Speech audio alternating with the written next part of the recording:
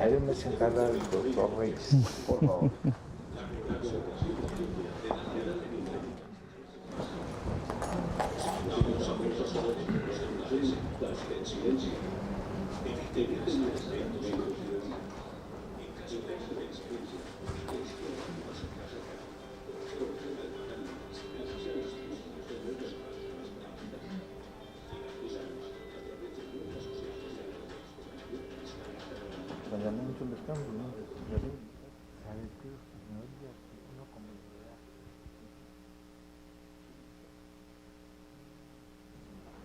Bueno, muy buenos días. Muchas gracias por la presencia aquí en la Gobernación de Antioquia. El streaming tiene una gran ventaja, podemos llegar a todo el departamento, pero también explicar un poco del público. El streaming lo pudimos poner hasta ayer a las 10 de la tarde a raíz de sugerencias de algunos municipios que querían hacer esta charla. Bienvenidos, muchas gracias por la presencia.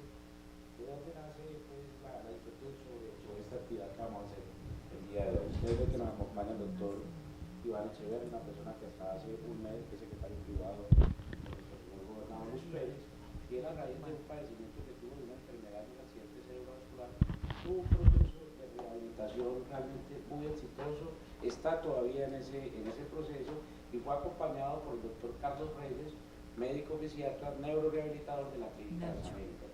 Entonces, a raíz de ese proceso y de lo que vivió el doctor Iván, pues en carne propia, sobre el tema de la discapacidad, quiso que compartiéramos realmente esta experiencia, esas vivencias y además el tema que nos va a manejar el doctor Carlos Reyes, que lo hemos querido, o él lo ha querido llamar igualdad de diferencia en la discapacidad. Entonces, digamos que de ahí nació esa inquietud de poder compartir con ustedes esta actividad que vamos a desarrollar ahora al final de la mañana. En primer lugar, pues un saludo del doctor Carlos Mario Montoya, nuestro secretario seccional de salud, un saludo del doctor Alex Flores, subsecretario, que no nos pudieron acompañar en esta presentación, pero aquí estamos todo el equipo de discapacidad, algunos funcionarios de la gobernación, de algunos municipios y de algunas entidades, de algunas ONGs que nos acompañan para ser partícipes de esta conferencia que vamos a tener a continuación. Pues para todos y nadie es ajeno pues, al tema de la discapacidad. En algún momento de nuestras vidas estamos de alguna manera supeditados a sufrir alguna condición de discapacidad. Todos sabemos que la discapacidad no nos la da la simple enfermedad, sino muchas de las barreras que hay en el entorno que tenemos que de alguna forma entre todos como sociedad, como familia, aprender a superar, aprender a convivir de alguna manera. Las ciudades, especialmente Medellín, han venido avanzando, digamos, en el tema de vencimiento de barreras, pero aún no existe mucho. Nuestro departamento es un departamento de una topografía bastante difícil que hace que las condiciones de accesibilidad y las condiciones del entorno sean realmente muy difíciles para las personas que sufren o padecen una discapacidad. Entonces, desde esa perspectiva hemos querido de alguna forma hacer una reflexión. ¿Cómo podemos de alguna forma trascender este tema de discapacidad para que la vida y la autonomía de las personas con discapacidad pueda de alguna manera ser superada? Entonces, digamos que esa sería como la esencia de lo que queremos, el mensaje que queremos enviar hoy desde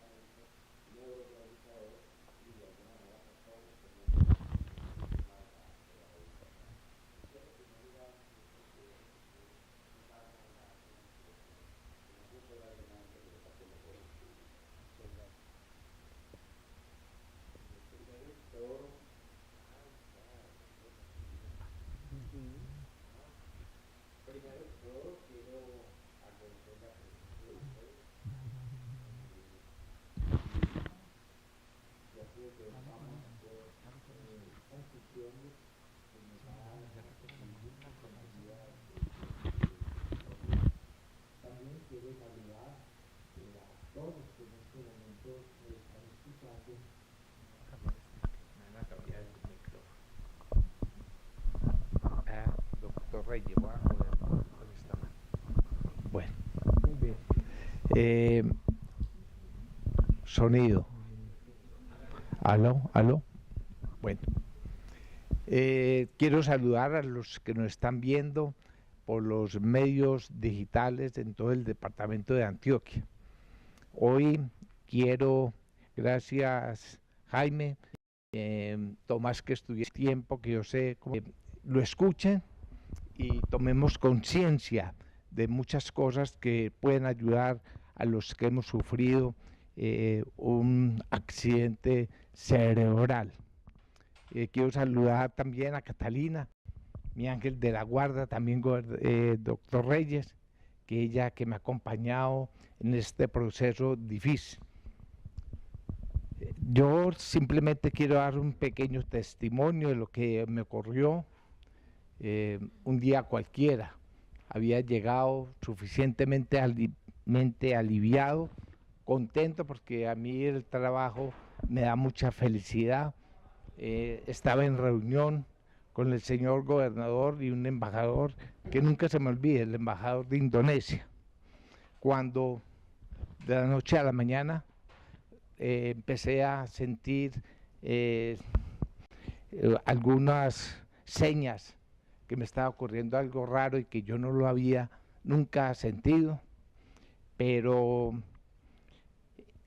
yo tomaba nota y llegó un momento en que la mano no me respondía. Quise levantarme de esa reunión y el pie tampoco me lo sentía. Gracias a Dios le pedí fuerzas al Señor que me ayudara a salir del lugar. El piso 12 del despacho del gobernador siempre se mantiene lleno de escoltas y de señoras de servicio y todas esas cosas. Y ese día casualmente no había nadie. Y salí por todo un piso a buscar un ascensor, que nosotros le decimos el ascensor privado. Y de la sala del Consejo de Gobierno son casi 150 o 200 metros, y yo parecía un borracho. Pero con esas fuerzas de mi Dios me llevó hasta el ascensor, pude bajar al primer piso, al sótano, pedir un vehículo que me llevara a unas urgencias. En las urgencias llegué caminando con una rasca, yo creo que eran para ahí tres botellas de aguardiente. Llegué y me decían, primero coja un ficho. Llegaba yo con el ficho, luego, señor, siente que lo llamamos. Posteriormente entra una evaluación donde una enfermera, señor, vuelva y salga y espere que el médico lo llame. Así empecé desde las 10 de la mañana hasta las 2 de la mañana, que me dio el evento ya en forma definitiva. Si me pregunta, yo no sé, el doctor Reyes de pronto nos ayudará. En última, las causas del evento como que no se pudieron desprender de ninguno de los exámenes. Quedé en los primeros momentos o los primeros días, 3 días, yo no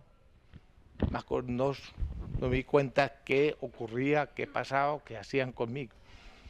Posteriormente quedé reducido pues a una cama y me levantaban a ratos. Yo nunca me había sentido en las condiciones de que a uno, porque no tuve conciencia los primeros meses de mi vida, que una dama y una muchacha más joven lo bañara a uno en la cama.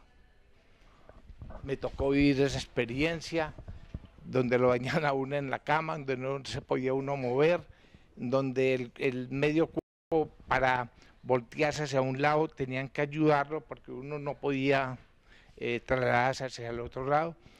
Pero en este evento, y ese es mi testimonio, yo le pedía a mi Dios era que me diera fuerzas para sobrevivir, fuerzas para rehabilitarme. Uno tiene que tener primero que todo una fortaleza mental muy grande para no dejarse deprimir. Inclusive, doctor Reyes, yo le he rebajado la fluoxetina y esas cosas, le he rebajado porque no quiero estar dopado. Porque me decía mi mujer, uno te dice las cosas, pero estás como drogado, no para bolas.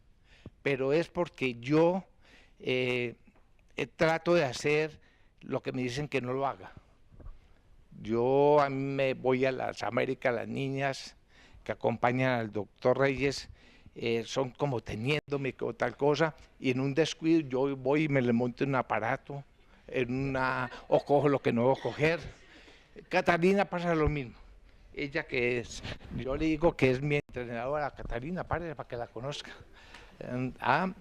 Catalina en mi casa también es que me ha ayudado mucho también en mi residencia a, a rehabilitar.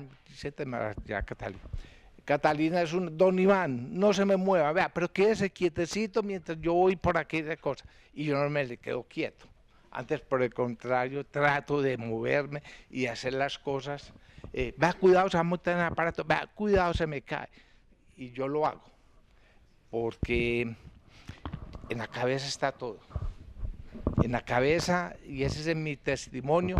Yo llegué a la oficina, al consultorio del doctor Reyes, llegué en silla de ruedas.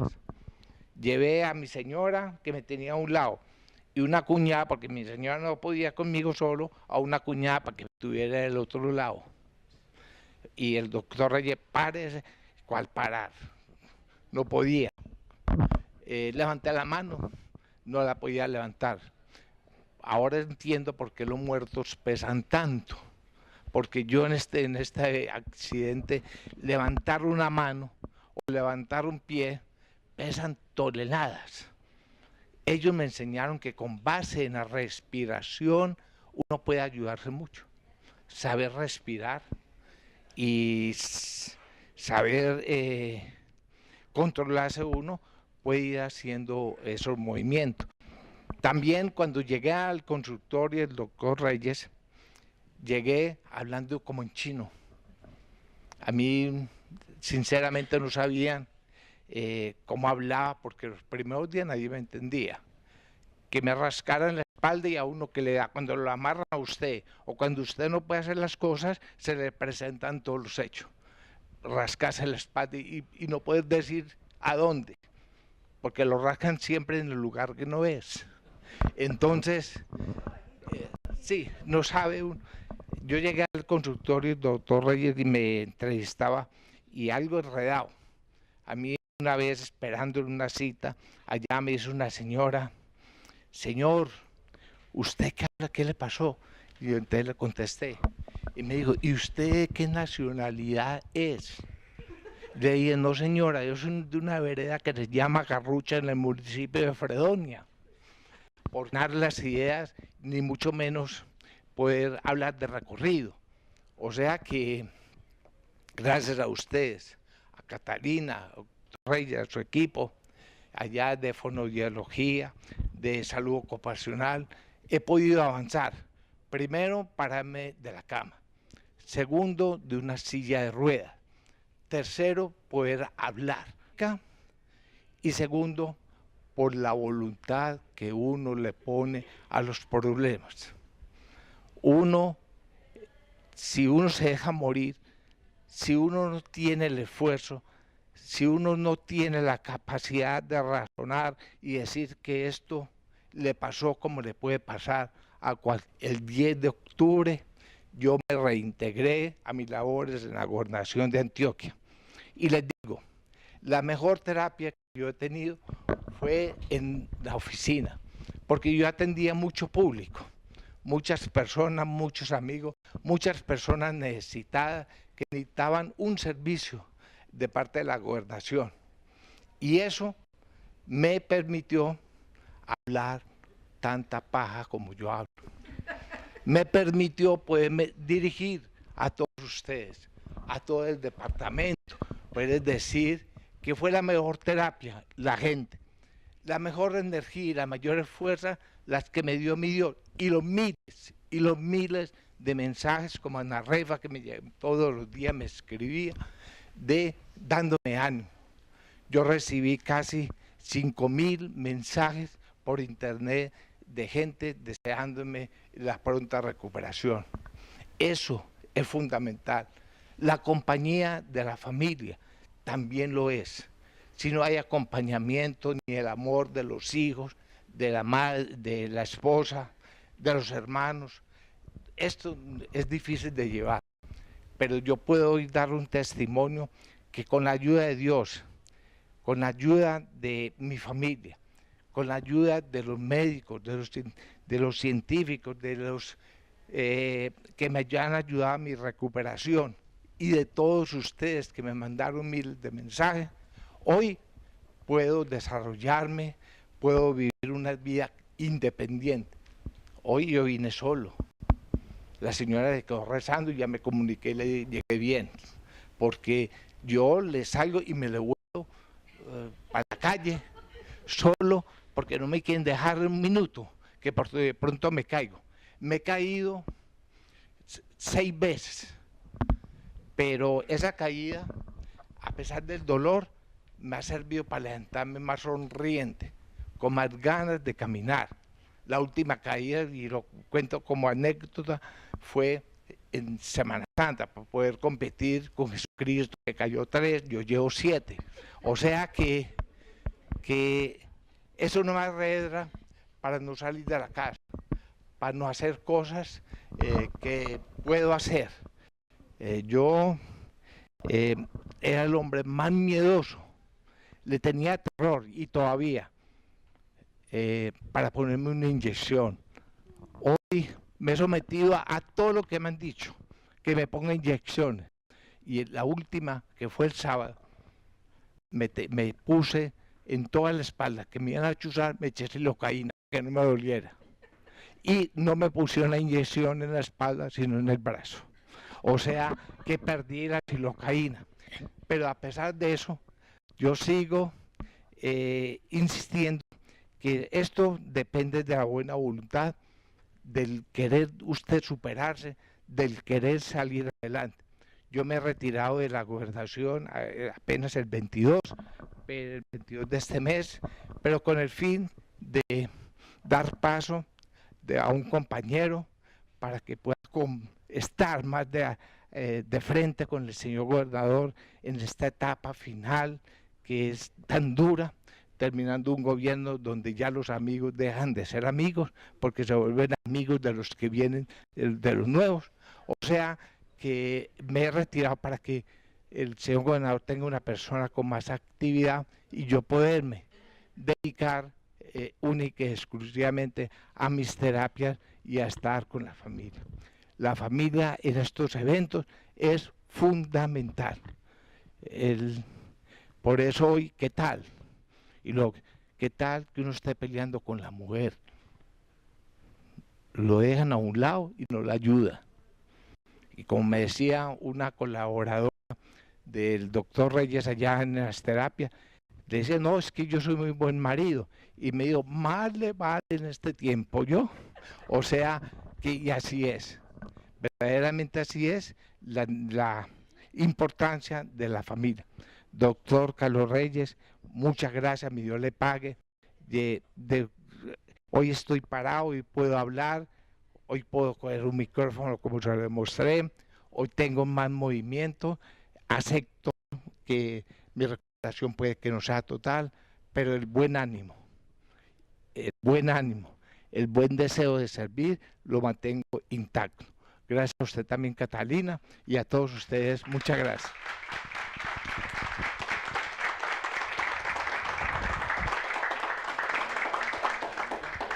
Doctor Echeverry, muchas gracias realmente por ese testimonio de vida, por ese ejemplo, realmente esa fortaleza, esa capacidad de resiliencia. Ojalá todos la podamos tener para poder afrontar de igual manera un proceso o una condición que, como les decía, nadie es ajeno a sufrirla en determinado momento. Entonces, muchas gracias nuevamente por compartir ese ejemplo de vida, ese ejemplo de volver a nacer. Doctor Carlos Reyes, quedamos ahora sí muy atentos a su disertación. Muchas gracias por haber venido nuevamente. Enseguida le paso el micrófono de audio. Usted tiene el de solapa, entonces no necesita este. Perfecto.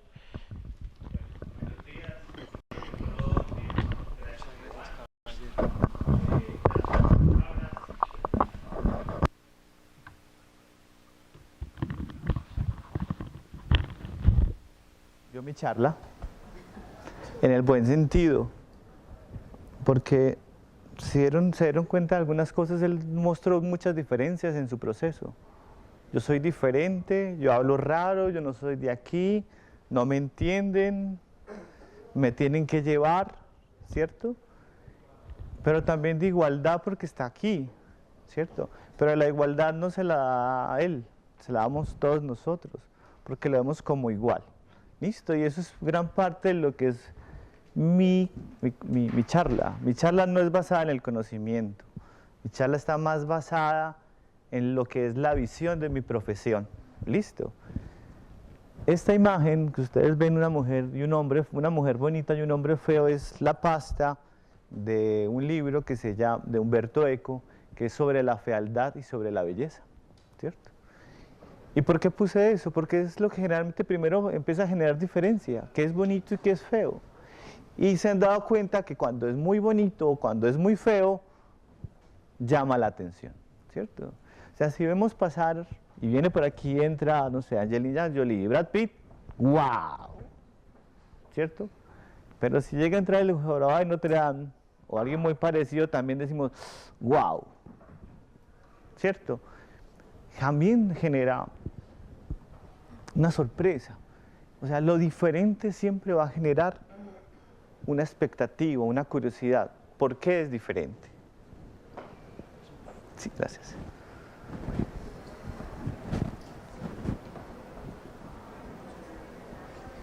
¿Sí? Muy bien.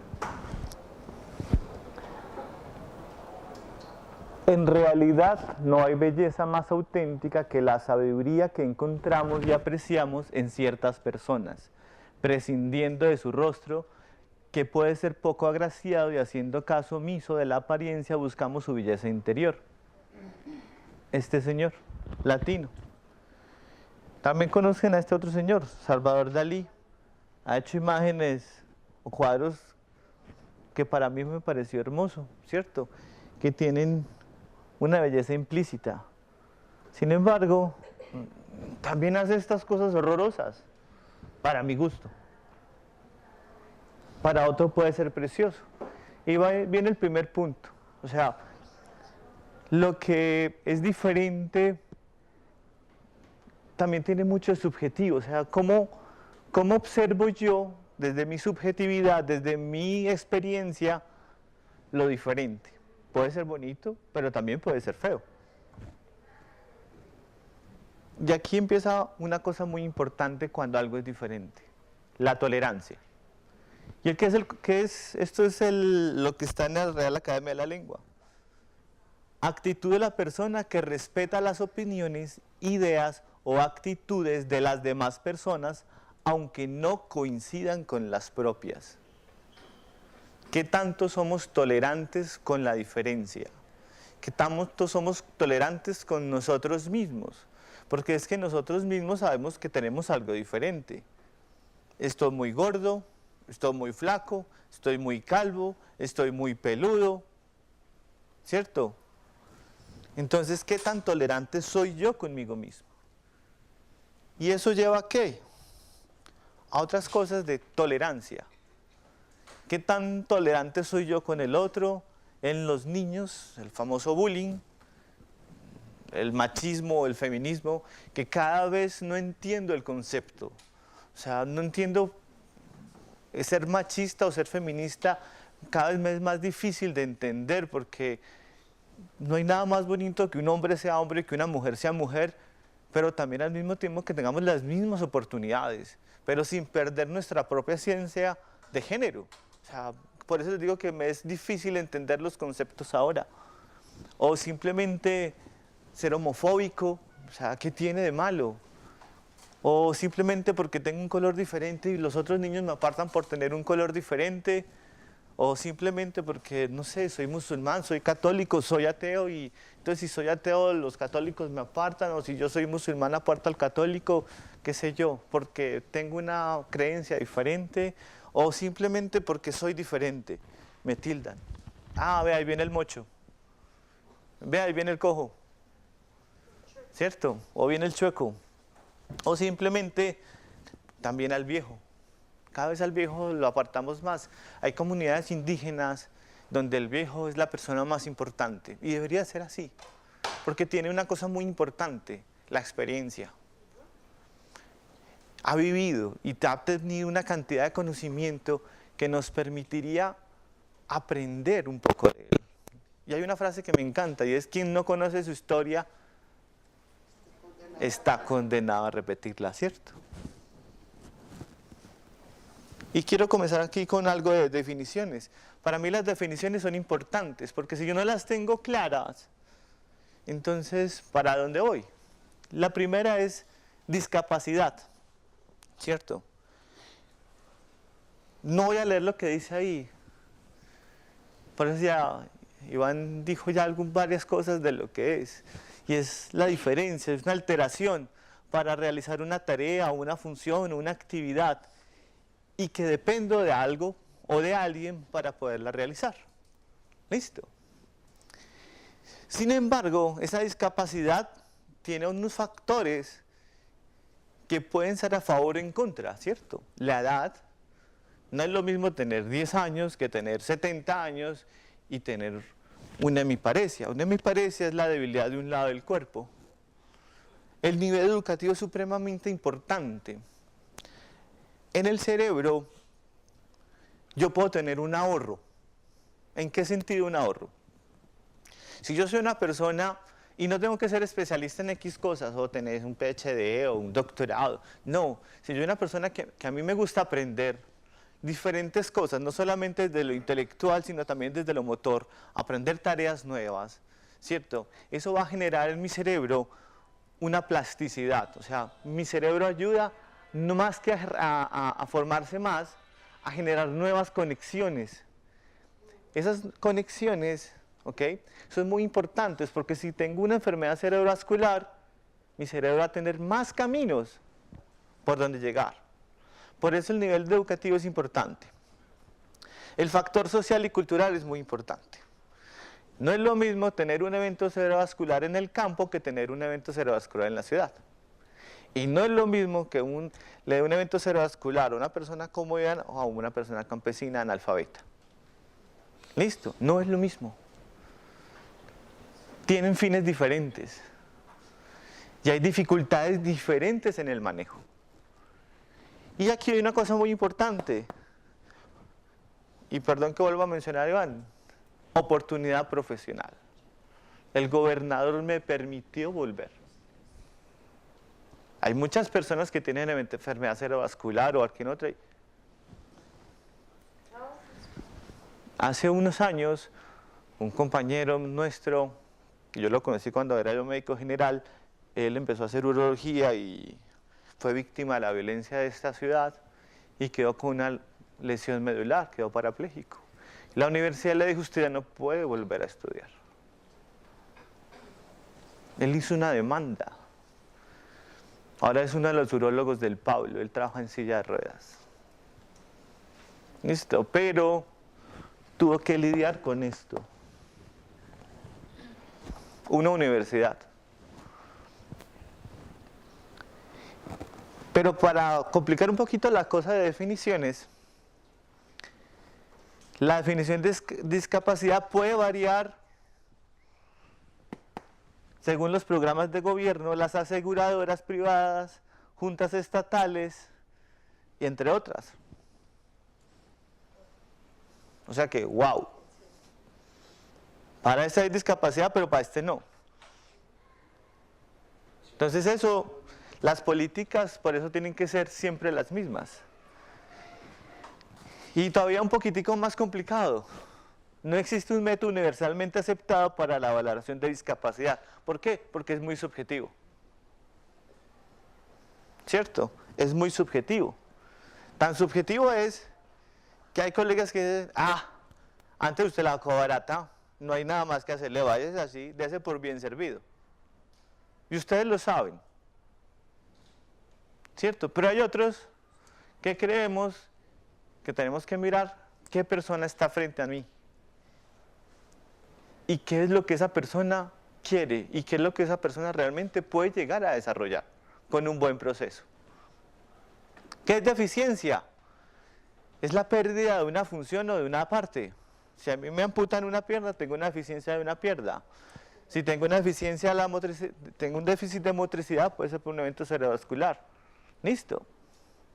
¿Y qué es la minusvalía? Es un término que cada vez se utiliza menos desde el punto de vista de rehabilitación. Sin embargo, la minusvalía es un término legal o de política social que se usa para describir la discapacidad. Pero nosotros, o yo como fisiatra, creo que Iván nunca me escuchó decir la palabra minusválido.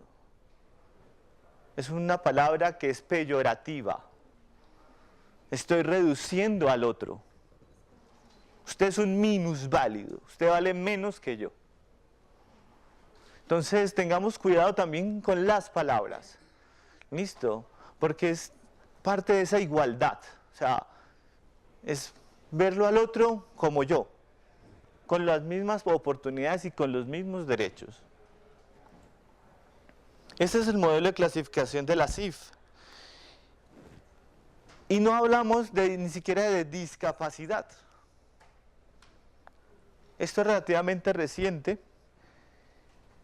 Hablamos de una condición de salud que puede ser un desorden, puede ser un trastorno, y ese desorden o trastorno nos puede llevar a una deficiencia, esa deficiencia nos va a llevar a una limitación y eso puede tener una restricción, ¿cierto? Entonces, tengo una deficiencia. Entonces, tengo una enfermedad cerebrovascular y tengo una hemiparesia del lado derecho y puedo tener también un compromiso del habla que se llama una afasia, y fuera de eso también tengo un problema para escribir, tengamos una grafia, pero simplemente estoy hablando de términos médicos. Pero esa dificultad para moverme, esa dificultad para hablar y esa dificultad para escribir, ¿qué me limitan?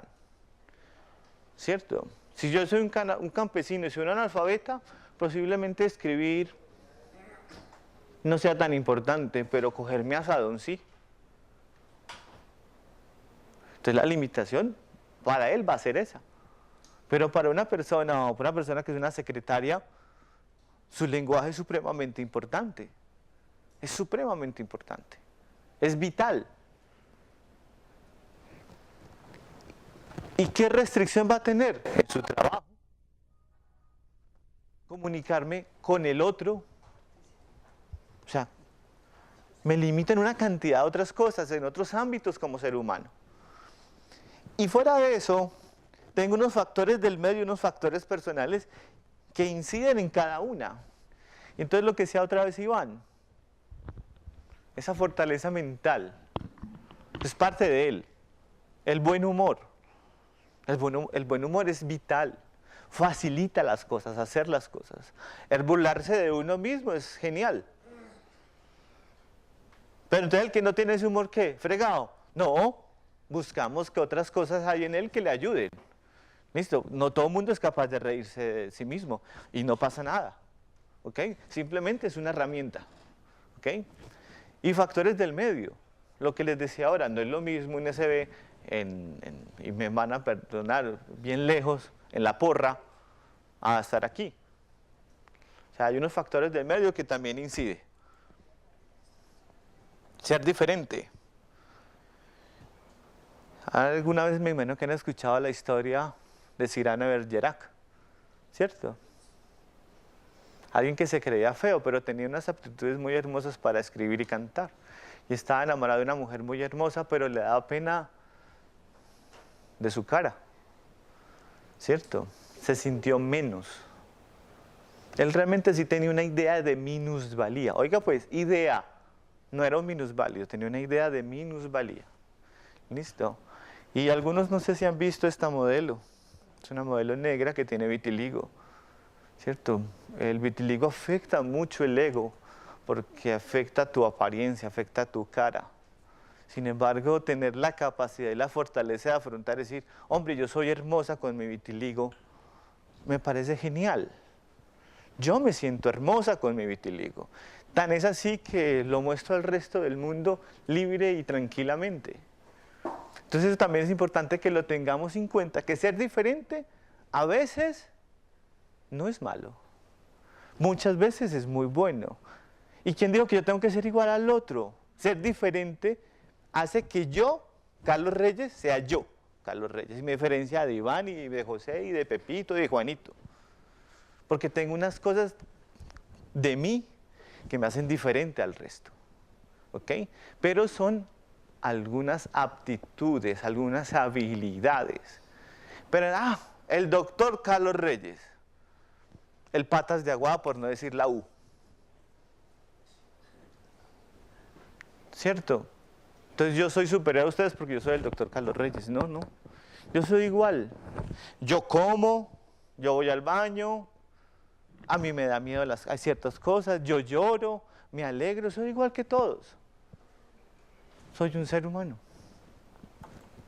Simplemente tengo unas aptitudes. Ya. Y también tengo defectos.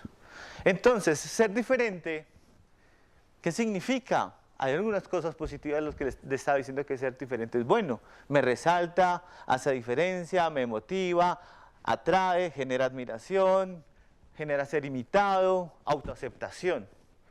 Pero si es diferente a veces, también me resalta, pero vea, ahí va el calvito, el gordito, el chiquitico, el feíto, el cojo, el tonto, el bobo. ¿Cierto? Eso hacemos resaltar esa diferencia. Esa diferencia que es negativa entre comillas. ¿Cierto? Ahí va el gay, ahí va la prostituta. Ojo. ¿Eso qué significa? Ya no motiva, inhibe. Eso inhibe. No solamente inhibe a la que lo sufre, también inhibe a quien lo hace. ¿Por qué lo inhibe? Porque no le da la oportunidad de conocer a quién está allá. Rechaza. No solamente rechaza al que está diciendo ahí va el feo, también el que está al feo hace que yo rechace al resto. Es que me tratan mal, no, yo no voy para allá. Voy donde alguien, o simplemente me aparto del resto del mundo.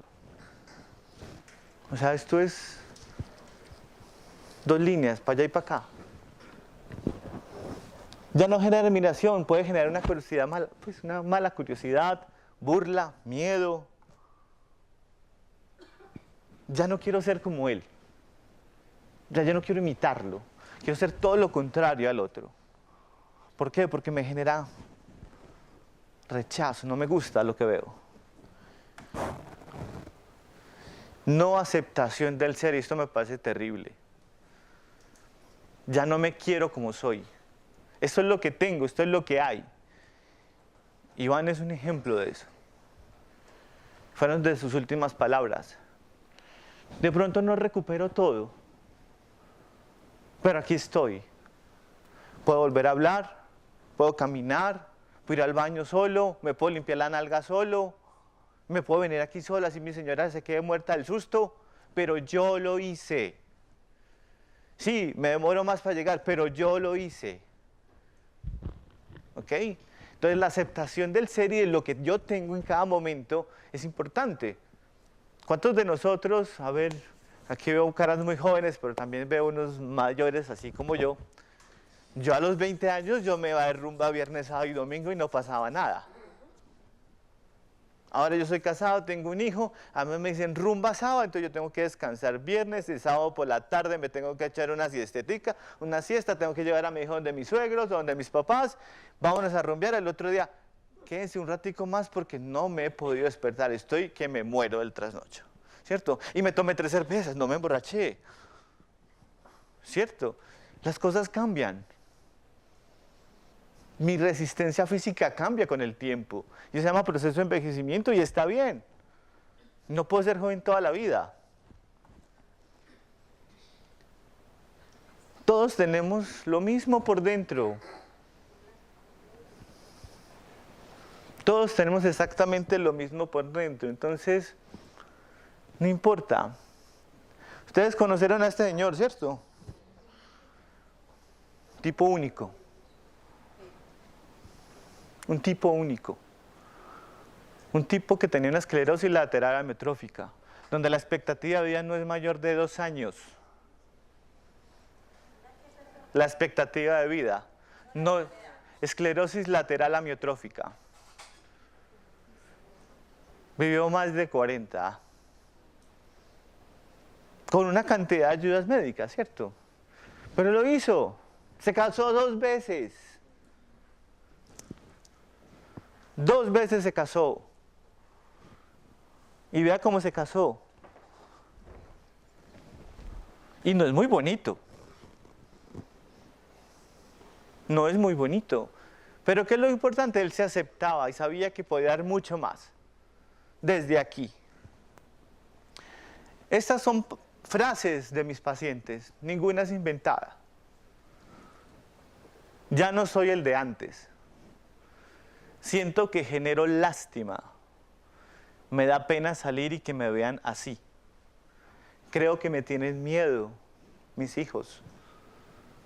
Ya no soy bonita ni atractiva. Una paciente de 23 años con una cara preciosa, con un evento cerebrovascular a los 23 años. Me siento fea. Siento que me volví un estorbo en mi casa. No quiero seguir viviendo así. No sé por qué no me dejaron morir. Si me vuelvo a enfermar, no quiero que me hagan nada. Me siento muy solo y triste. Un paciente de un trauma encefalocraneano. Los médicos no me ponen atención y dicen que no tienen nada que ofrecerme. He hecho de todo y todo sigue igual. Son palabras que generan o que implican dolor, miedo, angustia, frustración, desespero, desesperanza. Y a veces no hay nadie a quien nos escuche, la misma familia los hace aparte. Lo que dijo Iván es cierto, menos mal no peleé con mi señora. Las tasas de separación en enfermedades cerebrovasculares más del 80%. Y con esto no estoy diciendo que la persona que se separa es mala, no, no es mala. Sino que no es fácil llevar este proceso. No todas las personas tienen la fortaleza ni las herramientas psicológicas para sobrellevarlo. ¿Listo? El que se separa no es malo, no. Pero es que es difícil, es una situación de vida complicada.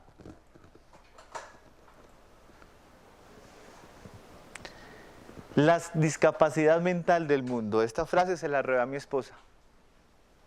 Estábamos hablando algo de eso. Estábamos hablando precisamente sobre esta charla. Dice, es que el problema no es la persona con necesidades, el problema es el mundo, es la discapacidad mental del mundo. Y dije, corazón, me encantó tu frase, voy a utilizarla. ¿Por qué? Porque eso genera una barrera social, genera una barrera laboral. Vean, ¿cómo carajos llega allá? Dígame cómo llega. O simplemente es señalado. Y encontré esta imagen haciendo la charla que me pareció muy bonita. La discapacidad es solo una condición de vida, no es una limitación.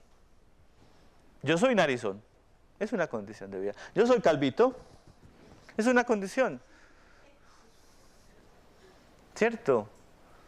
Es solo eso, una condición. Pero no significa que no pueda vivir la vida, que no significa que no la pueda disfrutar. ¿Listo? No significa que yo no pueda hacer cosas, no significa que no pueda tener sueños.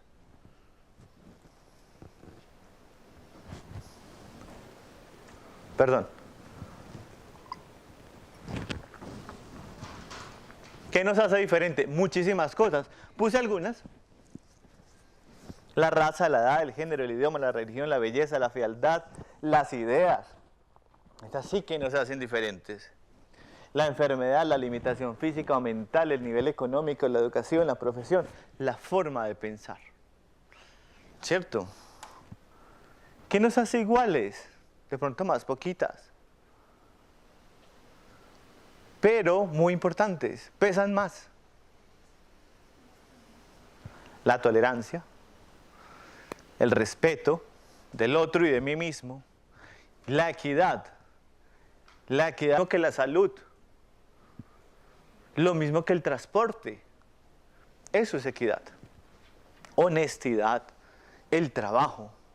¿Por qué?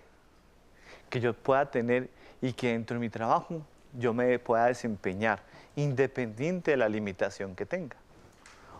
o mi forma de pensar que tenga, o mi creencia que tenga, o si soy gay. No pasa nada. Y los sentimientos, el amor, la simpatía, la rabia. Es importante aprender a sentir rabia. No es que sea malo sentir, no, está bien sentir enojo. ¿Quién dijo que yo siempre tengo que estar happy? Si pasa algo, me enojo, pero no tengo que explotar y tirarle a todo el mundo porque estoy enojado, ¿ok? Y una cosa muy importante, ¿qué nos hace iguales? Ser más humanos. Todos somos seres humanos.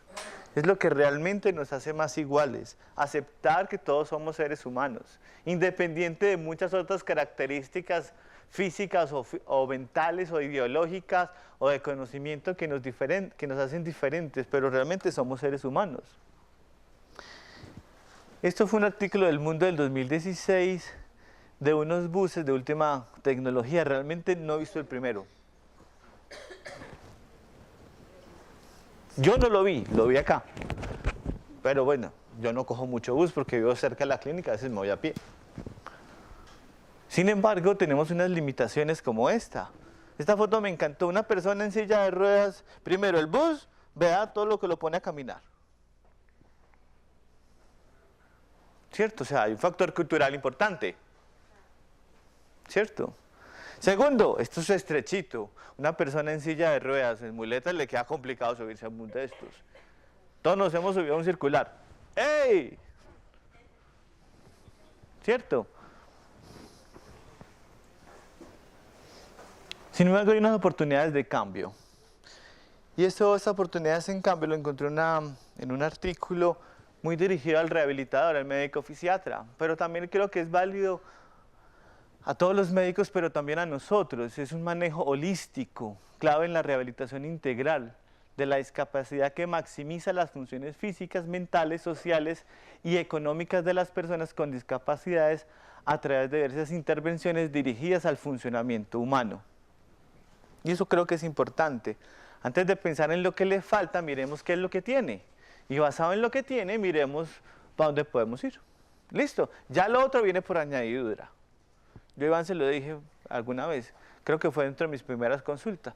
Vamos a primero a trabajar lo bueno. Ya después de lo malo, miramos cómo lo sacamos adelante. Porque es que lo bueno nos va a ayudar a jalar lo malo. Listo. Se debe alentar a los fisiatras a tomar iniciativa en la gestión terapéutica de salud pública. Y esto es muy importante. Toda esa parte de buses, de tránsito, son medidas de salud pública. Son una ciudad incluyente, ¿cierto? Tener estrategias de prevención. ¿Cómo qué? No que ya le dio el LCD, ya no le puedo prevenir una enfermedad cerebrovascular, pero que no me empeore la discapacidad, ¿cierto? Proporcionar programas, hay programas de rehabilitación comunitaria que en países europeos están muy adelante, no en todos, en algunos, como Holanda. Y es muy bonito ver esos programas de habilitación comunitaria. Y mirar cómo las restricciones en la participación. Hay algunas cosas donde yo me capacité, que fue en el Instituto Goodman. Era muy interesante. Yo fui en invierno a ver a personas con discapacidad, con lesión medular, parapléjicos y tetraplégicos esquiando. Yo me monté unas esquís y hice esto. No pude salir de ahí, se les juro. Ellos esquiaban. La esposa de mi profesor es psicóloga y tiene lesión medular, tiene 2 niños. Y en invierno van a esquiar. Ella tiene una silla adaptada para esquiar. Yo, wow, o sea, su participación está excelente. Y hay una cosa aquí muy importante que se llama rehabilitación vocacional. Es tener las herramientas para volver a actuar en mi trabajo o en un trabajo que yo pueda realizar y que me guste realizar, ¿cierto?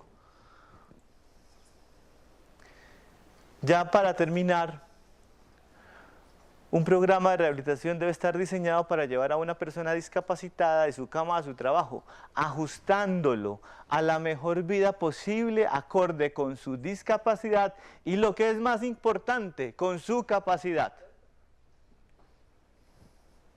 ¿Qué es capaz? ¿Qué capacidades tiene esa persona?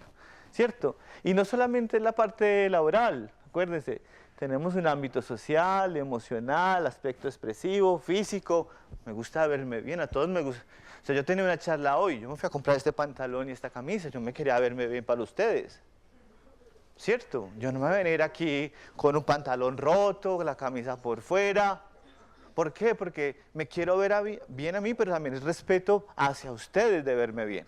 ¿Listo? No es malo verse, o sea, verse bien no es malo. Un aspecto afectivo y un aspecto intelectual y un aspecto espiritual, y esto es muy importante, basado en la creencia. ¿Listo? Muchas gracias por escucharme. Ustedes conocen la Gioconda, y hay una frase de Leonardo da Vinci, yo soy admirador de Leonardo da Vinci, dice: quien conoce la luz y la sombra es cuando más se acerca a la verdad. En la medida que aprendamos a conocer las cosas buenas y las malas de nosotros mismos y del otro, de pronto vamos a aprender a tolerarlo mejor y a entenderlo mejor. Muchas gracias por escucharme.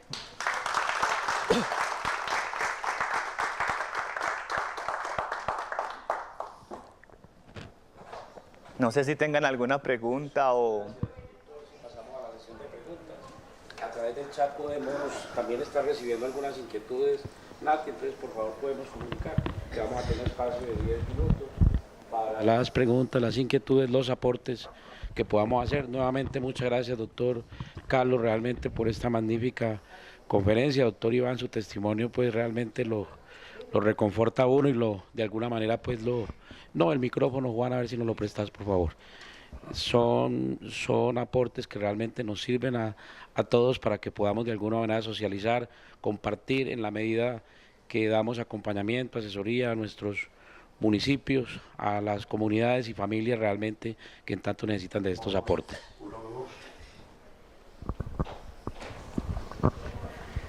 Buenos días a todos. Un saludo muy especial al doctor Iván, a quien quiero pues con todo mi corazón, fue quien me recibió aquí en la gobernación. No es tanto una pregunta, doctor, es algo que me llama la atención. Me llamo Carlos, no me llamo doctor, si quieres te muestro la cédula. Ok, entonces voy a utilizar dos expresiones, doctor Carlos, una porque el doctor se lo merece, ha estudiado, se lo gana, y si hoy miro el diploma seguro que lo debe tener con el título de doctor. Y el Carlos fue porque se lo colocaron. Ni siquiera usted fue el artífice de colocarse ese nombre, ¿cierto? Lo otro es que me llama la atención en algo que usted dijo ahí, que es el tratamiento como tal. Me pregunto si en la medicina todos hacen ese tratamiento. Dijo que era particularmente muy importante y muy positivo, primero resaltar o trabajar en lo que está funcionando, en lo que es bueno, en lo que todavía en un ser humano que padece una enfermedad, una patología como estas que discapacita al ser humano, es aprovechable. Se lo digo por un libro que leí de Osho sobre alegría, donde él dice que los seres humanos somos más capaces de hablar de la infelicidad que de la felicidad. Se nos olvidó hablar de la felicidad, pero si expresamos algo de la infelicidad, eso nos dejamos ir de largo. Es lo diferente. Y yo en el doctor Iván he visto eso, he estado al lado de él, en el despacho del gobernador, he visto cómo ha sido un hombre que nunca, jamás, en el tiempo que estuvo allá, habló de su discapacidad o de su patología o de su problema. Siempre habló: soy un hombre feliz, soy un hombre bien, soy un hombre que me he esforzado, y por eso en un tratamiento que dura aparentemente, de lo poco que conozco de medicina, 12 meses o un poco más de 12 meses, él logró salir de ese trastorno, de ese problema en casi 4 meses, con la ayuda pues de los médicos y de todo. Ahí le dejo esa inquietud, doctor, ¿será que toda la medicina, todo el campo de la medicina trabaja en las fortalezas que tiene el ser humano, o sigue trabajando en la enfermedad como tal? Mira, gracias. Esa pregunta creo que se la han hecho ya muchos otros profesionales. En este momento hay un cambio de paradigma con respecto a cómo trabajamos medicina. me voy a salir un poquito del contexto de rehabilitación. Yo también estoy a cargo de cuidados intensivos en la Clínica de las Américas. Ya en cuidados intensivos ya no busca sacar un paciente vivo, busca sacar una persona funcional. Ojo pues, paciente vivo, persona funcional. Son dos cosas diferentes. Sin embargo, todavía hay profesionales que buscan tener pacientes vivos. Pues digo, esto es un cambio de paradigma, esto es un proceso. También tengo colegas fisiatras, y digo fisiatras porque no son rehabilitadores, donde inhiben al paciente. ¿Usted para qué más? Hay unos nuevos residentes nuevos que se están formando, que buscamos que tengan esta... Por eso les digo, yo no voy a hablar del conocimiento que yo tengo, voy a hablar de la visión que yo tengo, de lo como yo creo que debería de ser las cosas, basado en la visión de otras personas. O sea, mi visión es basada en otras visiones. El cerebro humano no es tan creativo como nosotros creemos. Nosotros tomamos cosas y empezamos a formar basado en nuestros gustos, en lo que sabemos, en nuestras experiencias, ¿cierto? Pero esta es mi visión, pero también es la visión que comparten muchos otros, ¿cierto? Y cada vez en el mundo se está buscando esto, no tener pacientes, sino tener personas que realmente puedan involucrarse en su vida. Y cuando digo involucrarse en su vida es que estén con su familia, con sus amigos, que puedan ir a un paseo, o sea, que se sientan bien, ir a un cine, que se sientan tranquilos a pesar de ser diferentes. Y muchos de mis conceptos con mis pacientes es que usted es igual que yo. Usted tiene una limitación física, pero es que usted es igual que yo, tiene los mismos derechos. De ir a un cine, de salir a comer, de disfrutar de su esposo, de disfrutar de sus nietos. Pero, si les soy sincero, sí me gustaría que todos tuviéramos una visión más así, pero todavía falta. Buenos días, mi nombre es Leandro García, vengo de parte de la Secretaría de Salud de Río Negro, trabajo con el equipo de discapacidad de allí.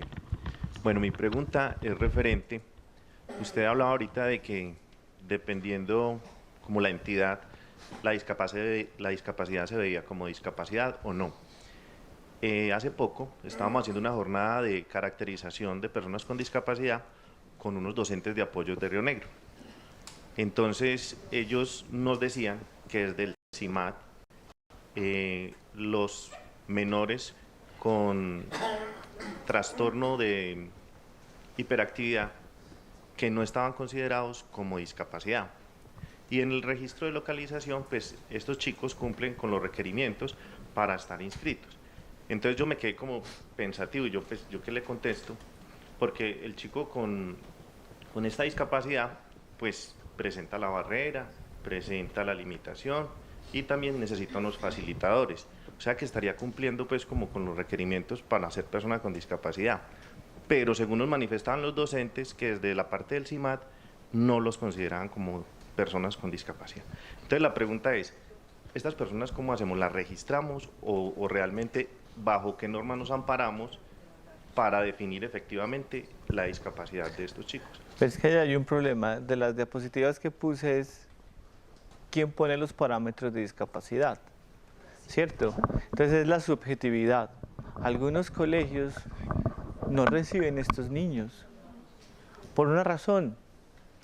Los docentes no están entrenados ni tienen las capacidades para afrontar una situación así. Es mejor que no lo hagan. ¿Por qué? Porque así niños lo van a hacer a un lado.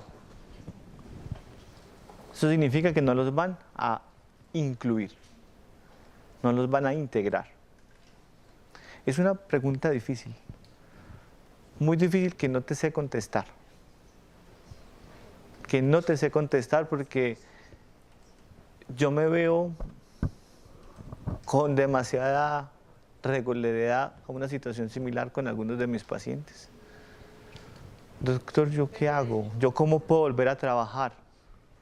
Es que en la empresa no me dejan trabajar así. Y no necesariamente por una enfermedad cerebrovascular, por un esguince de tobillo, por una fractura de tobillo. Es difícil, O sea, creo que es bastante complicado porque no hay una, o sea, desde el punto de vista de políticas está difícil. Porque las políticas no están bien claras. Yo creo que con unas políticas más claras facilitaría las cosas. Y las definiciones. Si yo tengo una definición clara, vea, esta persona tiene una limitación cognitiva, esta persona tiene una limitación física, esta paciente tiene una limitación emocional, ¿cierto? Porque es que, por ejemplo, la depresión me puede dar una limitación. Listo. Pero si los conceptos están claros, va a facilitar las cosas. Perdón. Doctor, felicitaciones y muchas gracias por la reflexión, el testimonio del doctor Iván. Él sabe que lo apreciamos, mi esposa y yo que está acá presente, pero quiero aportar dos cosas. Una, a partir de un testimonio. Hace 2 años yo tuve un accidente, una fisura, montando en bicicleta, practicando deporte, y de un momento a otro la vida me cambió y pasé a una meningitis y me complicó la vida. El hecho fue que terminé con 8 intervenciones a nivel neurológicas, con traqueostomía en cuidados intensivos. Me tocó aprender a hablar, a degluir, porque todos los pares medios quedaron imposibilitados. Perdí control de esfínteres, a caminar, bueno, otra vez como a reiniciar. Dentro de las variables que usted mencionaba, yo sí quisiera como aportarle, no solamente a partir de mi testimonio, que es un testimonio al cual mi esposa que está acá presente ya sabe el papel importante de la familia y de la compañía, pero hay una variable muy importante dentro de las que usted mencionó, la educación, lo social, lo cultural, y es la creencia, ¿sí? En qué creo yo, qué pienso yo acerca de lo que es mi vida y muy particularmente aquello que algunos que podrán decir que no es pertinente y que no es congruente con la ciencia, y es la fe, ¿sí? El nivel de recuperación de una persona que cree no es lo mismo. Alguien decía, una santa, Santa Teresa, el que cree no sufre, y en verdad, yo solamente digo este testimonio y con esto lo termino. En un momento en donde 6 neurocirujanos del Pablo Tobón, 3 de ellos daban un pronóstico reservado y malo, 1 pesimista, había uno optimistamente sospechoso, ¿sí? Porque es un optimismo sospechoso. Yo solamente decía una cosa, que se haga tu voluntad en mi oración, pero también decía, pero que tenga la capacidad de resistir esa voluntad, porque mi voluntad posiblemente no va con su deseo. En otras palabras, si yo, había una médica que le decía a mi esposa, aquí está ella presente, ella podría decirlo, lo que le llegue, dese por bien servida, ¿sí? Si llega hablando, si queda arrastrando un pie, etcétera. Sin embargo, la ciencia, yo admiro mucho el médico, los científicos, pero aún así yo pude contemplar también lo que es una experiencia de incertidumbre desde la ciencia, ¿sí? Porque no hay nada escrito, ¿sí? Operan variables, puede ser la voluntad, puede ser, no sé, y puede ser también la fe, ese deseo de salir. Aquí estoy, yo recuperé todo, incluso volví a montar en bicicleta, ¿sí? Obviamente que con un nivel de cuidado mucho más profundo, pero lograr reconocer la incertidumbre, ¿sí? Y la vulnerabilidad del ser humano. Este cuerpo me lo prestaron, yo tengo que devolverlo, ¿sí? Hoy por hoy mi única secuela es que no tengo gusto, porque las primeras operaciones fueron a nivel de otorrino y entonces perdí la degustación. Toda mi alimentación me sabe igual, ¿sí? No logro distinguir absolutamente nada, solamente lo picante, pero de resto todo vuelve a recuperarse. Pero entonces sí quería mencionar esa variable que es la creencia, que tiene un papel muy importante dentro de un proceso de rehabilitación y de recuperación dentro de lo que es la vulnerabilidad del cuerpo de los seres humanos. Utilice especias de la India, te puede ayudar un poquitico a tener gusto en los alimentos fuera del picante. Especies de la India. ¿Listo? Te puede ayudar a mejorar el gusto de tu alimentación. Por eso el picante se utiliza mucho, para que algo le sepa. Porque comer sin sabor es maluquísimo. ¿Listo? Pero las especies de la India te pueden ayudar también a cambiar un poquitico los sabores. ¿Listo? Y le echo un poquitico de limón y de ají. Pero las especies también son picantes, son muy fuertes. Entonces te puede ayudar. Y lo que dices es verdad con respecto a la fe. Una vez se pusieron a mirar a las personas que creían y que no creían. Les iba un poquitico mejor a los que creían. Sí, simplemente porque era como esa sensación de que la esperanza, estoy fortificado en Dios, o sea, o en Dios o en Alá, en quien tú quieras. ¿Cierto? Pero les va un poquito mejor. Y a los que no creían les iba mejor era cuando tenían la certeza de que, hombre, yo puedo hacerlo, que tenían como un objetivo en la vida, como no quiero hacer esto, tengo mis hijos, eso también ayuda a tener algo para seguir adelante. Bueno, buenos días para todos. Mi nombre es Janet Zapata, soy la secretaria de Salud y Desarrollo Social del municipio de Anzá. Gracias, doctor Jaime, por haber hecho extensiva esta invitación, me parece muy interesante la conferencia. Doctor, quería manifestarle que me encantó la frase de su señora. O sea, el tema de la discapacidad mental en el mundo, yo creo que no nos hemos sentado a pensar en eso. Todo el tiempo hablamos de inclusión, ¿cierto? Y cuando estamos pensando en proyectos y en adelantar procesos para poder favorecer a estas poblaciones vulnerables, no hacemos esa diferenciación, estamos siendo excluyentes. ¿Excluyentes con quién? Con esas poblaciones que se encuentran alejadas. Usted ahorita hablaba del tema de que no es lo mismo ser una persona discapacitada en zona urbana, en zona rural, ¿cierto?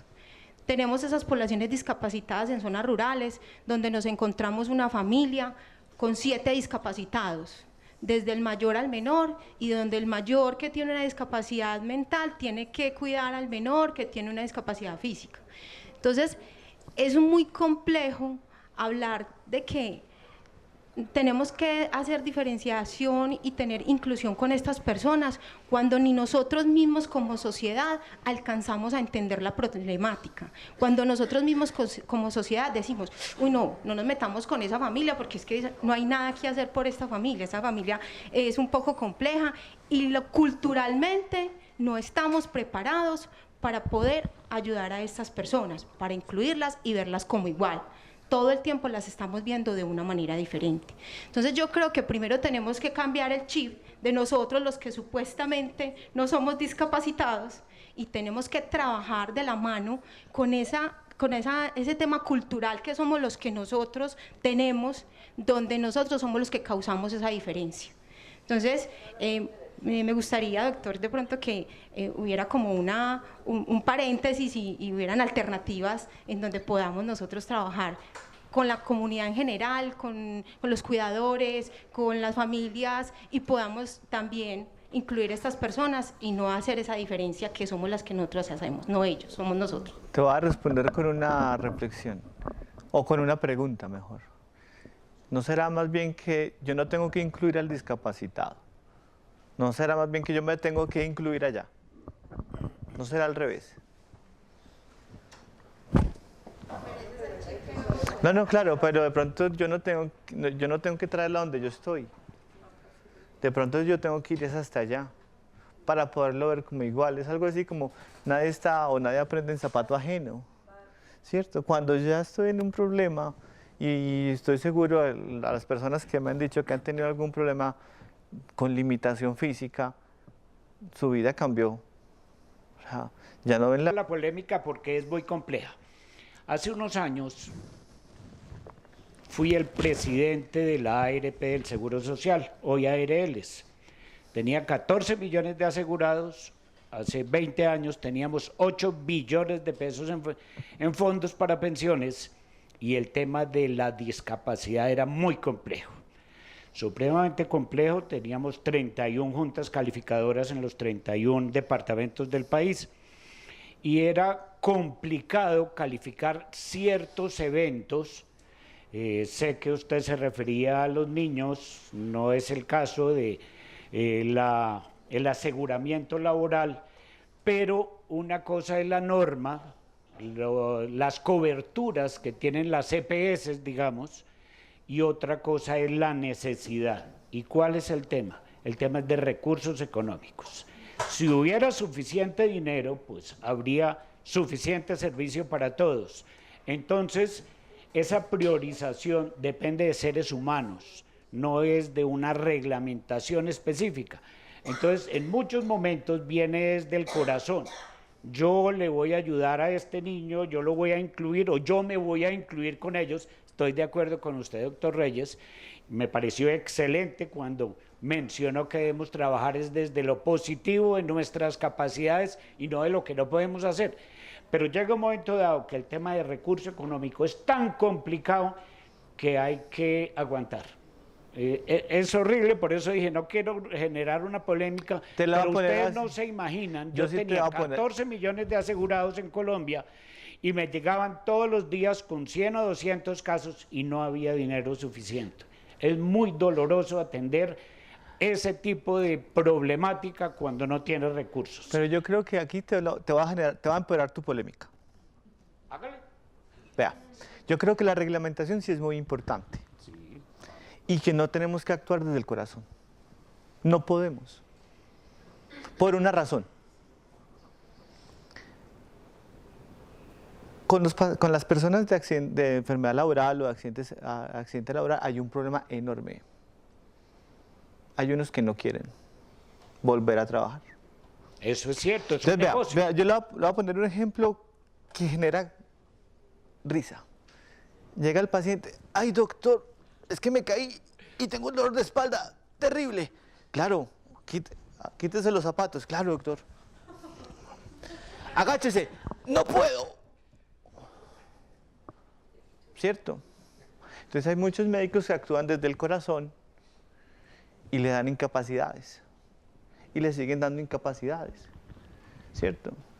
Y le dicen, y entonces le toman una radiografía de columna y le salió una cosita chirriquitica que no explica el dolor.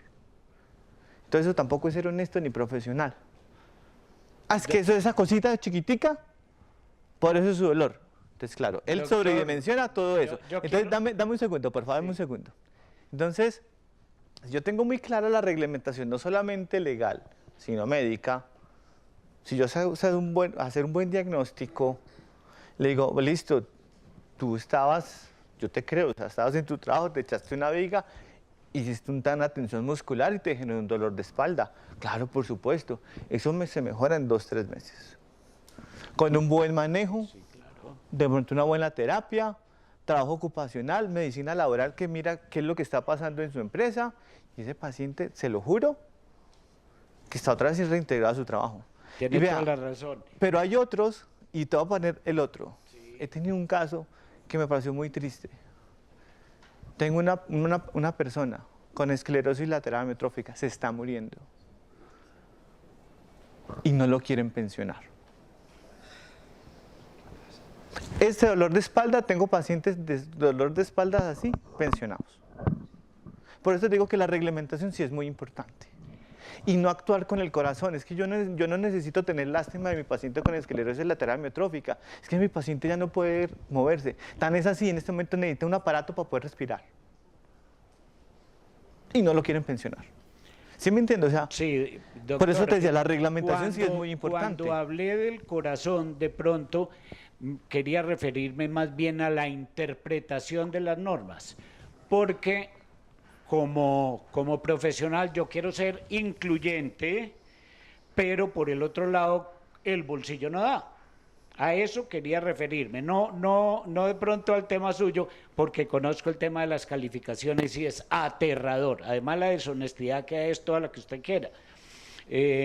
yo me refería más bien era a la interpretación de las normas, porque no siempre es fácil adecuarse o incluir a la persona porque no está dentro de las definiciones. A eso quería referir. Eso me parece también muy importante, la interpretación. O sea, ¿quién interpreta? Entonces, según el que interpreta, si alguien lo interpreta a mi favor, muy de buenas yo, pero si lo interpreta a mi en contra, muy de malas yo. Terrible, terrible. Me parece horroroso. Bueno. Qué pesar. Pues y eso pasa en diferentes ámbitos. Buenos días, Buen día. Mi nombre es Daisy, yo soy fisioterapeuta y trabajo con el proyecto Somos Rurales en Marinilla. Trabajamos con víctimas del conflicto en situación de discapacidad haciendo inclusión laboral en cultivos y pues quería comentarles como el trabajo en ese proyecto y lo que digamos visto en relación a la exposición que acaba de plantear muy brevemente. Entonces, digamos que esa parte de la calificación de la discapacidad es algo que está muy olvidado y muy subjetivo. Los profesionales como tal no son capacitados para calificar a una persona, es decir, usted tiene discapacidad, no tiene discapacidad, y la norma a veces es muy flexible, o en algunos casos como ahí me gusta más el enfoque de Marta Nussbaum porque digamos hay varios enfoques, entonces está la CIF, está hablar de cómo evolucionó el término de discapacidad, de cómo pasó de minusválido a una persona con discapacidad, perdón, discapacitado, y cómo ya hablar de un discapacitado es decirles que usted no tiene una discapacidad, usted es una persona con discapacidad pero implícita, y no decir que tiene una situación, que es algo que es ajeno a usted, o sea, que es, usted tiene una situación, está pasando por una situación, pero usted no lo define su discapacidad, no sé si me hago entender. O sea, decir que alguien es discapacitado es como decirle usted es su discapacidad. Usted solo eso, su discapacidad, no hay nada más que ver. Pero ya decir una persona con discapacidad es decirle usted es una persona que tiene algo, pero no es eso lo que lo define como persona. Entonces, para corregir también eso, porque a veces nosotros no tenemos cuidado al hablar, entonces los discapacitados, no, es personas con discapacidad o personas en situación de discapacidad. Por eso nosotros como médicos, o por lo menos ya varios de nosotros, no hablamos de discapacidad, hablamos de una limitación. O inclusive Marta Nussbaum, que es creo que alcanzó a ser Nobel de la Paz, habla de capacidades diferenciales, que me parece un término mucho mejor, o la diversidad funcional. Bueno, encontrando todo ese contexto, la ruralidad, hablar de rehabilitación es una cosa de otro mundo, no existe. Es algo que Marte. realmente, digamos, yo digo que hay una inatención del Estado total, que realmente yo esperaba en este espacio como también que se planteara el ver esa problemática y cómo atenderla. Por porque eso realmente se no hay hablaba una de solución. la parte de atención primaria, o de prevención primaria, perdón, y de rehabilitación comunitaria. Lo que busca es llegar a lugares donde no está toda la alta tecnología, pero realmente no necesita una tecnología de punta. No, y Muchas veces hay, necesita un servicio y hay que se proyectos integre. que los trabajan. Sin embargo, bueno, eso era como de las cosas que más me impactó, el no tener una forma de evaluación. Entonces, si alguien llega y dice, a mí me duele la espalda, uno tiene que dejarlo como persona con discapacidad porque él siente que tiene una discapacidad cuando realmente no la tiene. Y como ente, yo trabajo con Ministerio de Trabajo, como ente no podemos, nos toca el que diga la tiene, porque la entidad que sería encargada de calificar eso sería, digamos, ahí Secretaría de Salud en el municipio.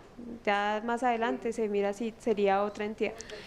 Y la parte que me llama mucho la atención, que yo resaltaría más, es la labor de los cuidadores. O sea, los cuidadores realmente llegan a vivir esa discapacidad completamente y llegan a vivirla a tal punto que descuidan su vida. Entonces, Se llama un burnout. Entonces Terminan mamados. Ajá, el síndrome del quemado. Entonces es como muy importante también trabajar cuando se trabaja en comunidades, y más que veo acá gente que trabaja con los municipios. Los cuidadores también deben tener aumentos de atención, tener también una capacitación en el manejo y tener momentos de descanso. Y lo otro Por eso se también- separan tanto las parejas, y lo otro porque se también vuelven es- cuidadores y terminan quemados. Y lo otro también está bien, el que descansen y ese factor es muy importante, pero realmente si nace un niño en situación de discapacidad no puede tener una pensión por invalidez porque nunca cotizó porque nunca trabajó. Pero no hay algo como un fondo que le ayude a esa persona, porque es que hay dos personas que no van a ser laboralmente activas, tanto la persona en situación de discapacidad como su cuidador, porque no lo puede dejar solo. Y eso a mí me parece, digamos en el campo, me parece muy, bueno, y en cualquier contexto es algo muy despiadado, ahí sí, hablando en términos del corazón, porque no hay algo que les dé ese suplemento. Entonces muchas veces está una persona en situación de discapacidad que es totalmente dependiente de un cuidador, en condiciones de desnutrición, con una inatención por el sistema de salud, y eso es como algo que pondría en alarmas el sistema de salud. Antes de eso, ¿cuántas mamás tienen que dejar a sus hijos encerrados en una casa para irse a trabajar en una casa de familia para llevar algo de comer? Total, entonces eso... O sea, antes de pensar en una persona con discapacidad, o sea, es una situación social difícil. Bueno, no, vea, muchas gracias por los aportes. Realmente, dos aportes solamente relacionados con tus comentarios, que tienes toda la razón. Pues yo no hablaría de inatención total. Realmente hay avances y hay que aceptar también que ha habido algunos avances. Dos cosas. En este momento se está discutiendo a nivel nacional, por fin, una ley de cuidadores. Hay un proyecto de ley sobre cuidadores y nosotros desde Antioquia, desde Medellín, Alter, que es una persona líder en el tema de discapacidad aquí en Antioquia, que trabajó con nosotros, han venido de alguna manera haciendo aportes para tratar de sacar por fin este proyecto de ley de cuidadores, porque realmente si no lo hacemos, si nos cuidamos los cuidadores, vamos a tener el doble de discapacidad realmente. Entonces, en eso estamos, en eso se está avanzando, pero entendemos que hay una serie de limitantes muy grandes. La problemática que tenemos en Antioquia, la inaccesibilidad, la topografía nuestra, hace que las condiciones sean aún más difíciles. Y el tema de rehabilitación basada en comunidad, doctor. Venimos trabajando en algunos municipios de manera piloto, con la OIM, Organización Integral de Migraciones, nos está apoyando para la conformación de unos centros básicos de rehabilitación. Lo hicimos, Alexandra estuvo hace 3 semanas en Vigía del Fuerte iniciando con el proceso. Estamos en municipios críticos donde han sido pues muy azotados por la violencia. Antioquia, podemos decir que todo el departamento, pero hay municipios críticos. Vamos a estar en Remedios, vamos a estar en Dabeiba, vamos a estar en Granada, que tenemos un proyecto con Yaica. ¿Vos venís de Marinilla? Bueno, Marinilla estamos iniciando también el proceso con JICA, con la Agencia de Cooperación del Japón, y vamos a tener también un fortalecimiento de los servicios básicos de rehabilitación. Entonces, digamos que es un inicio, son experiencias que de alguna manera piloto nos van a llevar de pronto a que podamos avanzar con todo el tema de cuidado primario, con el tema de los equipos de atención primaria en los municipios. Es una deuda que tenemos, pero venimos avanzando. Esperemos que la respuesta sea positiva y que el año entrante podamos tener servicios básicos de rehabilitación en varios de nuestros municipios que lo necesitan, porque si somos conscientes, doctor, el 90% de la oferta de rehabilitación de segundo, tercer nivel está en el área metropolitana, sí, en el oriente cercano. Entonces, digamos, hay una inequidad en esa prestación de red de servicios de rehabilitación. Pero ese es un reto y venimos de alguna manera trabajando en algunas cosas. Muchas gracias por los aportes. Si hay alguna inquietud adicional, algún aporte, Alter, por favor. Hola, ¿cómo les va? Bueno, muchas gracias. La visión de alguien del sector salud siempre va a ser importante, y más cuando estamos haciendo parte de esa transición. Las personas con discapacidad que hemos estado en esto, que hemos dejado sangre y piel en el alambrado tratando de transformar, sobre todo los imaginarios, ha sido un proceso largo, pero hemos sido conscientes de ese proceso. Hay dinámicas supremamente complejas de ciudad que inciden en todo. Por ejemplo, el que hayamos llegado hasta este punto de incidencia en nuestros planes a nivel de Antioquia, a nivel de Medellín. Pausa. Antioquia y Medellín le han dado pauta a lo nacional. ¿Okay? Antes de que hubiese muchos procesos de país, iniciaron en Antioquia e iniciaron en Medellín.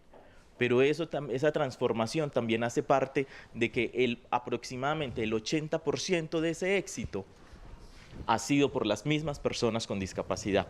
Entonces es muy grato uno encontrar a alguien del sector médico hablando de algo que es muy afín a lo que los activistas, los promotores de los derechos queremos. Y varias precisiones. La observación que hacemos con respecto a la educación inclusiva, de si aparecen o no en el registro, el mero hecho de que a la persona le estén diciendo, no, él no debe estar aquí porque tiene una tal condición, eso ya implica discapacidad, porque la discapacidad es la barrera que se le pone para que la persona cumpla su plan de vida.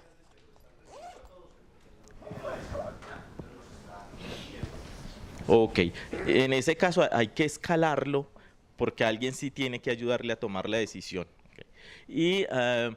Y lo otro es que ahorita hablaban de algo muy bonito que lo ponían, creo que con el tema de la espiritualidad. En los países de Occidente se aplica mucho, de Oriente, perdón. En los países de Oriente, en algunos, el tema de la rehabilitación parte de lo espiritual. E incluso en las políticas públicas, el fenómeno social, esa transformación, ponen como primer punto la espiritualidad. Nosotros hemos dejado eso de lado, pero evidentemente sí tiene mucho que ver. Y a la final, otra cosa con eso de la espiritualidad, que es verdad, es un factor fundamental, también es el propósito de vida. Y esas dos cosas, espiritualidad y propósito de vida, están ligadas. Cuando una persona queda en condición de discapacidad o queda con discapacidad y tiene claro su propósito de vida, y ahí está el acompañamiento de la familia, y esa familia le acompaña a identificar su propósito de vida y a cumplirlo, será mucho más fácil. Porque cuando la persona no tiene, pensaba ser modelo, pensaba tener un carro, pensaba tener un yate y quedó con discapacidad y tiene el 30% de movilidad, y si ese era su propósito, ahí es donde decimos qué es lo que quería o cómo lo acompañamos. Y había otra observación, y ya, yo creo que ya. Muchas gracias.